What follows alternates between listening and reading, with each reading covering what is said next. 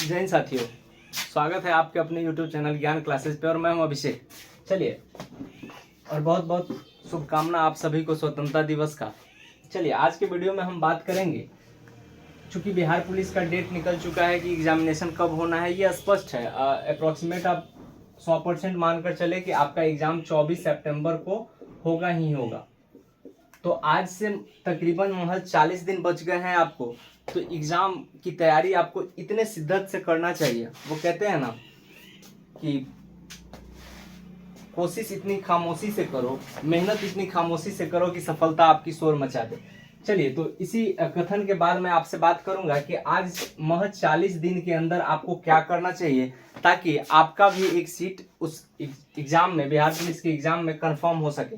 इससे रिलेटेड, चूंकि ये जीके जीएस रिलेटेड एग्जाम है, तो हर दिन हमारी कोशिश ये रहेगी कि हर दिन मैं एक ऐसा वीडियो डालूं जहां कुछ ना कुछ आपको एटलीस्ट 1 से 2 नंबर का एक वीडियो को देखने के बाद आपको फायदा हो जाए। ठीक है, चलिए, उसी सिलसिले में आज बात करेंगे हम भारत के उपराष्ट्रपति पद के बारे में। पिछले वीडियो में हम लोग ने राष्ट्रपति को पढ़ चुका है, अब आज के वीडियो में हम पढ़ेंगे भारत के उपराष्ट्रपति को। अच्छा, भारत का जो उपराष्ट्रपति का पद है, ये भी एक संवैधानिक पद है। ऐसा नहीं है कि नया संविधान संशोधन के द्वारा जोड़ा गया है। ये भारत का उपराष्ट्रपति एक संवैधानिक पद है जिसका जिक्र अनुच्छेद 63 कहता है। कहते हैं ना कि भारत का एक राष्ट्रपति होता है, ये अनुच्छेद 52 कह रहा था। ठीक उसी प्रकार भारत का उपराष्ट्रपति होगा। ये क्या, कौन सा अनुच्छेद कहता है? तो आपको 2-2 के क्रम में 3 स्टेप याद रखना है, बस 63-64 एक साथ याद रखना है। 63 क्या कहता है कि भारत का एक उपराष्ट्रपति होगा। तो उपराष्ट्रपति पद के बारे में कौन बताता है? अनुच्छेद 63।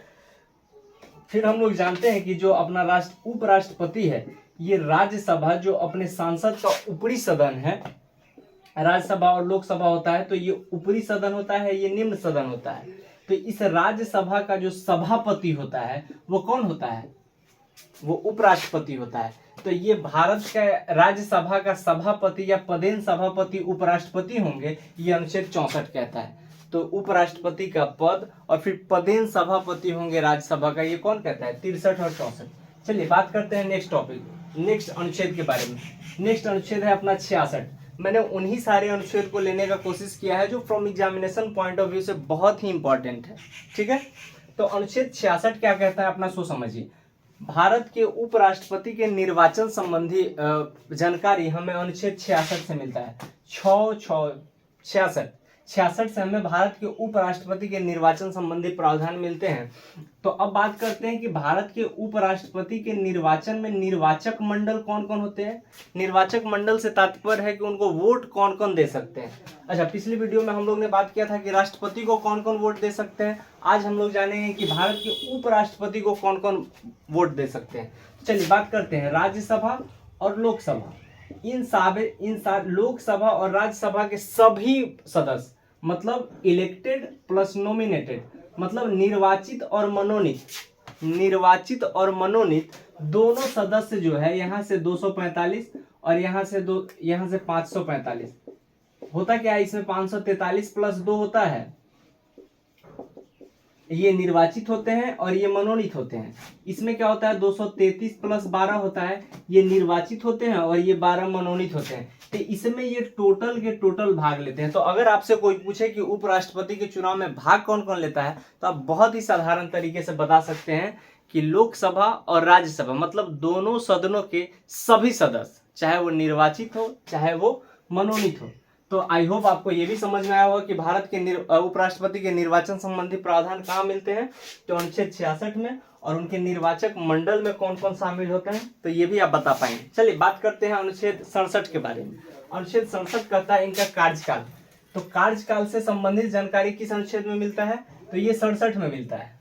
ठीक है, जस्ट 66 के बाद 67 में क्या मिलता है? कार्यकाल। तो एक साथ 66-67 याद रखेंगे। अब कार्यकाल का मतलब क्या होता है? इनका कार्यकाल 5 वर्ष का होता है।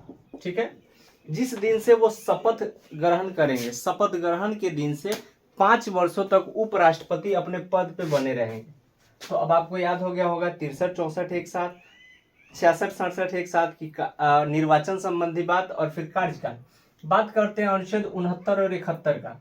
तो अनुच्छेद 69 क्या कहता है? शपथ के बारे में।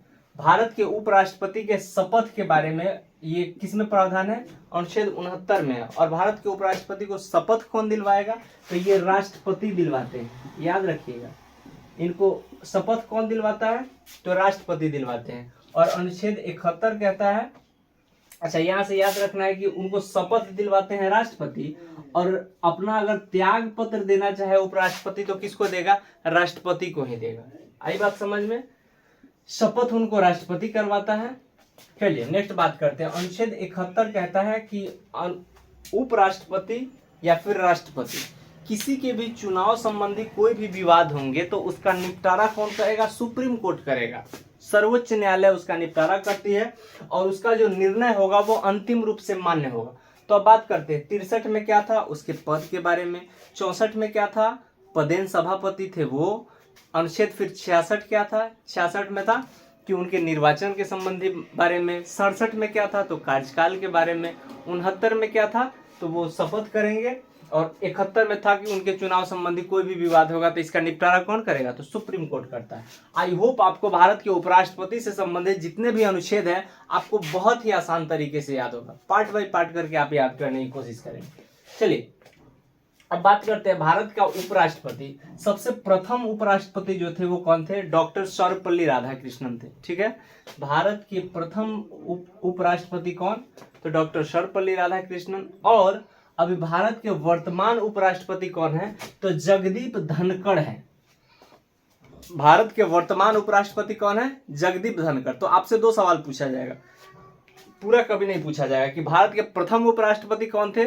तो सर्वपल्ली राधाकृष्णन। और फिर वर्तमान उपराष्ट्रपति कौन है? तो वो जगदीप धनखड़। और इनका नंबर कैमा है? तो 14वां। ध्यान से सुनिएगा, कभी कभी क्रम भी पूछ दिया जाता है कि भारत के कैमे उपराष्ट्रपति हैं, तो ये 14वें हैं। जैसे पिछली वीडियो में मैंने बताया था आपको कि द्रौपदी मुर्मू भारत के 15वीं राष्ट्रपति है, तो वैसे ही ये जगदीप धनखड़ कैमी है, 14वें उपराष्ट्रपति हैं। अब बात करते हैं भारत के उपराष्ट्रपति को तनख्वाह कितना मिलता है। ठीक है, तो भारत के उपराष्ट्रपति को तनख्वाह जो है वह 4 लाख रुपया प्रति माह मिलता है। कितना?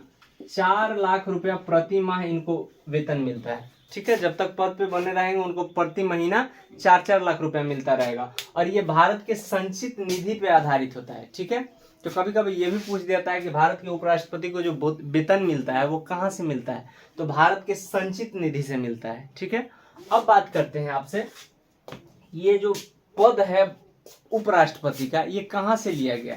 तो ये अमेरिका के संविधान से लिया गया। ठीक है, तो इनके पद संबंधी जो प्रावधान है वो कहाँ से लिए गए?